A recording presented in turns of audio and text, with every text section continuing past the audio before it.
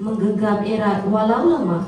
Sudilah pendengar madah perasmian jalinan pembangunan sekolah sedekat sudah.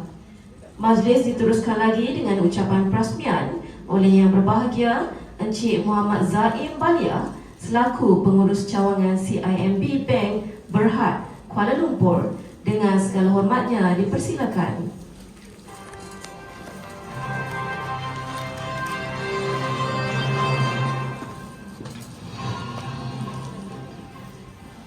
Bismillahirrahmanirrahim. Allahumma salli ala Muhammad nuri wasiril asrar wa tiryakil akhir wa miftahi babil jasad Sayyidina wa maulana Muhammadin mukhtar wa alihi wa ashabihi al-akhir adada ni'amil lahi wa ridwan. Rabbi shrah li sadri wa yassir li amri wahlul 'uqdatam min lisani yafqahu qawli wa bihi nasta'in la hawla wa la quwwata illa billahil 'aliyyil 'azim. Terima kasih Puan Pengurusi Majlis Yang Berusaha, Puan Nur Ayu binti Adni, Pengetua SMK Wangsa Maju Seksyen 2, merangkap pengurusi jawatankuasa pengelola Majlis Apresiasi Murid Tingkatan 5 SMK Wangsa Maju Seksyen 2 bagi tahun 2023. Yang berbahagia Datuk Syahrul bin Ashraf Ali, Yang di-Ketua PIBG SMK Wangsa Maju Seksyen 2, Yang Berusaha Puan Nur Halma binti Omar, Penolong Kanan Pentadbiran, Puan Pui Siu Chin, Penolong Kanan Hal Ehwal Murid, Barisan Guru Kanan Mata Pelajaran, Guru-guru Bimbingan dan Kaunseling, guru-guru yang dihormati sekalian, seterusnya para graduan yang diraikan pada hari ini. Assalamualaikum warahmatullahi wabarakatuh. Selamat pagi. Pertama-tama sekali, marilah kita panjatkan kesyukuran kehadrat Allah Subhanahu Wa Taala dengan limpah kurnia dan izinnya, dengan berkat dan syafaat kekasihnya junjungan besar Nabi Muhammad SAW, dengan berkat guru-guru kita, dengan karamah dan hikmah kedua ibu dan bapa kita, dapatlah kita sama-sama berkumpul dalam majlis apresiasi tingkatan 5 di Hotel Olimpik Malaysia pada pagi yang gilang gemilang pagi ini. Syabas dan tahniah saya ucapkan kepada tahun ini 2023. Okey, tahniah juga saya ucapkan kepada 180 orang graduan pada hari ini. Jadi hari ini saya tengok graduan dan juga cikgu ni saya tengok tak jauh beza. Terima kasih. Saya tak nampak mana satu student, yang mana satu cikgu sebenarnya. Tahniah. Cikgu dia. Cikgu saya dulu lain. Tak macam ni. Tapi betul lah. Jadi saya pun rasa gembira. Mana kan? Saya pun tak nak beza dah. Mana satu student, mana satu cikgu-cikgu. Okey. Baik. Saya ambil maklum tadi berkaitan dengan pengetua Puan Nur Ayu bagi tahu nak jumpa saya tu dia tunggu 1.5 jam. Ya. 1.5 jam saya memang saya declare awal-awal memang saya sangat-sangat sibuk. Sangat-sangat sibuk dan saya tak ada live. Kerja saya ni tak ada live. Keluar gelap, balik gelap. Dan melibatkan juga Sabtu dan Ahad dan juga public holiday. Itulah pengorbanan yang saya nak kena buat untuk memastikan orang yang nombor 1 dalam branch tersebut, nak memastikan semua tu berjalan dengan lancar. Saya cerita sedikit apa tanggungjawab sebagai seorang pengurus cawangan. Bagi saya benda ni penting sebabnya benda ni berikan satu motivasi kepada graduan-graduan. CIMB Bank Taman Danau Kota, dia ada angka yang tepat 52,000 pelanggan dan juga melibatkan deposit berjumlah 625 juta. Macam mana kami ada struktur organisasi 20 orang untuk nak uruskan 52,000 customer dan repeated setiap bulan dan setiap tahun. Ini adalah peningkatan daripada tahun lepas. Jadi apabila kita datang, kita buka audit report, kita buka data tahun-tahun sebelum ini, kita perlu tingkatkan kita punya data kita dan kita nak bawa masuk. Itulah dikatakan peningkatan seseorang itu untuk kejayaan dia, tanda aras kejayaan. Daripada sini, apa yang saya nak sampaikan kepada kamu semua, para graduan. Selepas kamu keluar daripada sekolah, kamu akan melanjutkan pelajaran kamu di IPTA dan ada yang akan pergi ke IPTS. Kamu akan terus pergi ke jurusan diploma dan ada juga ke jurusan ijazah. Kamu keluar dan kamu cari kerja selain kamu nak buat bisnes sendiri. Selain daripada itu, kamu menghadapi saingan yang amat besar. Graduan yang keluar daripada IPTA setiap tahun makin lama makin meningkat. Macam mana kamu nak tempatkan diri kamu dalam pekerjaan? Saya teliti teks ucapan yang disediakan oleh Cikgu Mizai. Saya sokong daripada segi akademik. Kamu boleh belajar di sekolah. Cikgu-cikgu kamu dah sentuh bab akademik. Pengetua kamu dah cerita pasal akademik. Tapi ada satu lagi perkara yang kamu kena ada, iaitu soft skill. Kamu tahu apa itu soft skill? Soft skill ni kamu dah kena buat ketika kamu di sekolah lagi. Sepatutnya kamu kena bangunkan soft skill tu. Jika kamu tak berkesempatan, kamu masuk ke IPTA, kamu kena bangunkan kamu punya soft skill. Iaitu yang pertama sekali yang kami nak tengok ialah keberanian. Berani ni tak boleh belajar melalui akademik. Berani ni kena cuba dan buat. Macam mana kamu berani untuk nak bercakap depan 1,000, 2,000, 3,000 orang. Public speaking. Benda ini tak ramai student yang ada. Kamu faham maksud saya? Macam mana kamu nak mempengaruhi orang? Sebab apabila kamu keluar daripada universiti, kamu masuk pasaran kerja, mempengaruhi orang itu sangat penting. Itulah ciri-ciri pertama untuk kamu nak jadi pemimpin.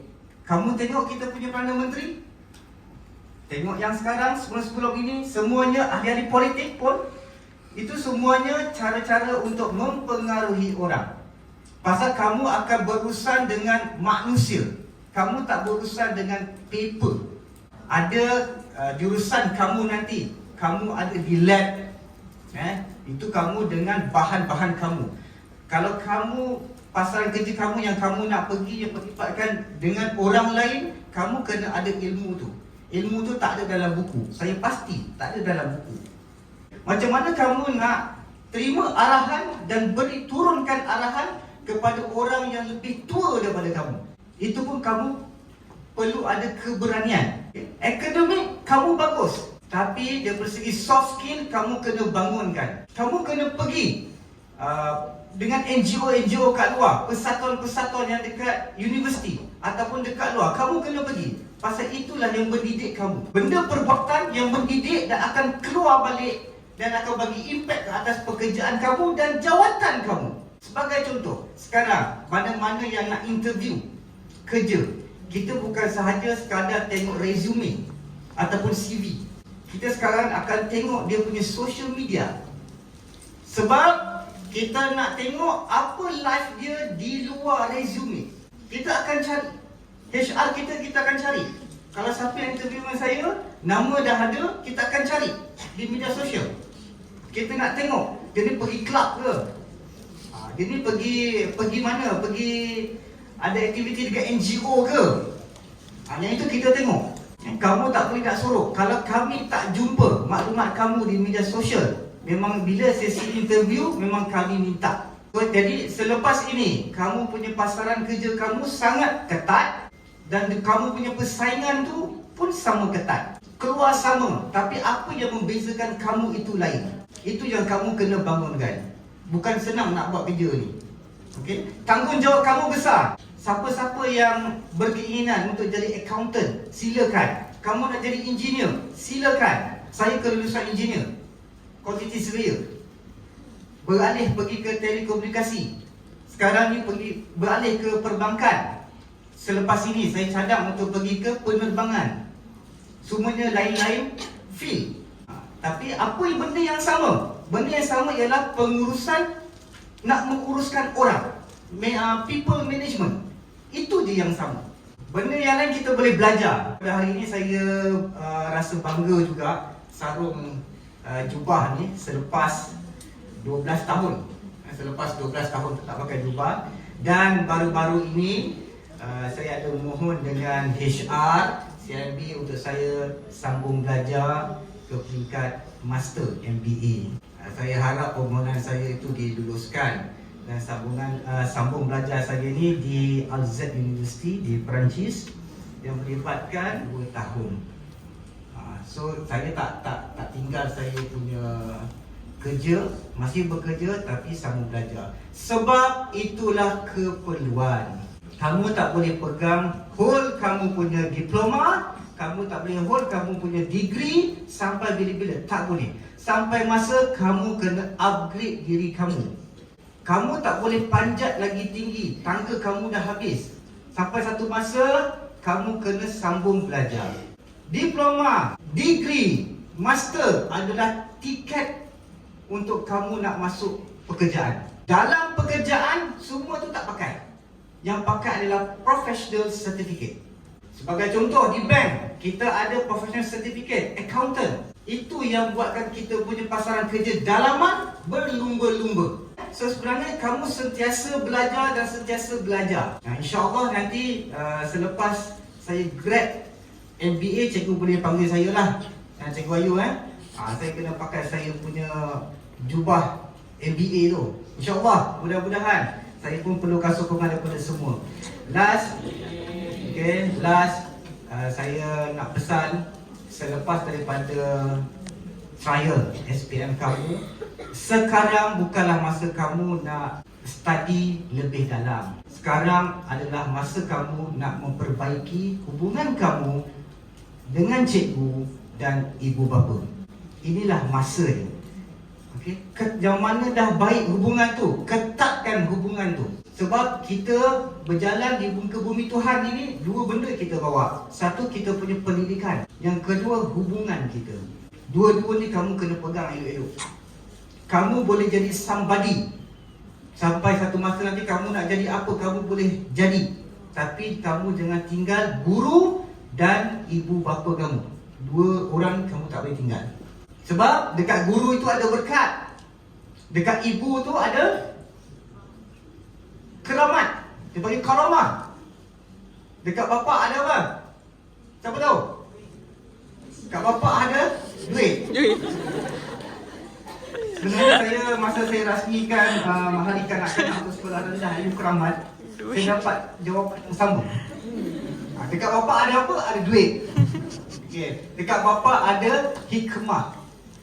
Ketiga-tiga ni kamu nak jadi apa, tiga-tiga ni kamu tak boleh tinggal. Percaya cakap saya. Kalau tinggal, kamu tak akan boleh pergi jauh. Kenapa saya sebut guru dulu? Sepatutnya ibu dulu kan? Kenapa saya sebut guru dulu? Pasal guru saya ajar. Dia kata guru lah yang tunjukkan kat kita siapa mak bapak kita. Tanpa guru, kita tak kenal mak bapak kita ni ada apa. Kamu nak jadi apa, dia pesan, kamu nak jadi apa, kamu boleh jadi. Cuma yang tak boleh jadi ialah jadi Nabi je tak boleh. Sebab kursinya dah close. Kamu nak jadi apa? CEO. Kamu nak jadi manager, director, semua boleh. Sebab itu saya pesan, waktu sekarang adalah waktu kamu memperbaiki hubungan kamu dengan guru dan juga ibu bapa kamu.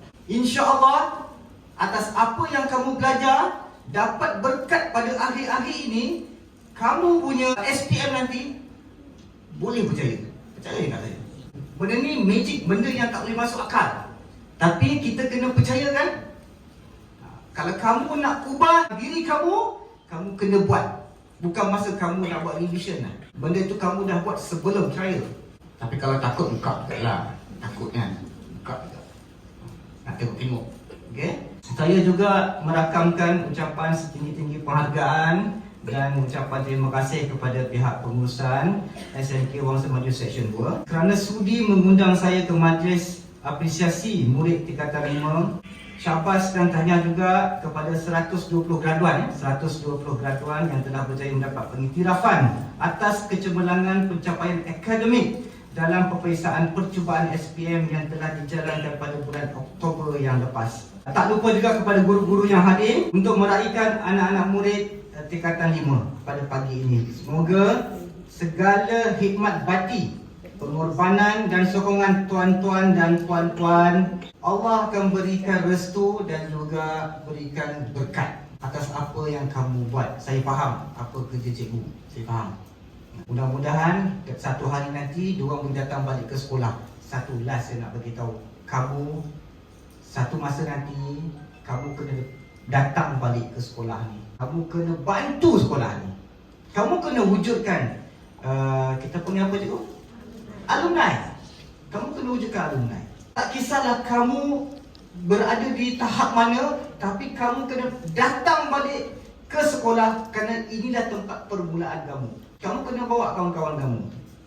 Saya cadangkan alumni ini ada buat satu pertubuhan ROS, ada akaun dia, ada audit dia. Melibatkan juga cikgu-cikgu pasal satu masa nanti sumbangan ataupun sponsorship kerajaan boleh melalui PIBG ataupun boleh melalui alumni. Itu cadangan saya kepada pihak sekolah. Akhir kata, saya dengan sukacitanya merasmikan Majlis Apresiasi Murid Tingkatan 5 Sekolah Menengah Kebangsaan Bangsa Maju Seksyen 2 bagi tahun 2023. Sekian, wabillahi taufiq wal hidayah. Assalamualaikum warahmatullahi wabarakatuh.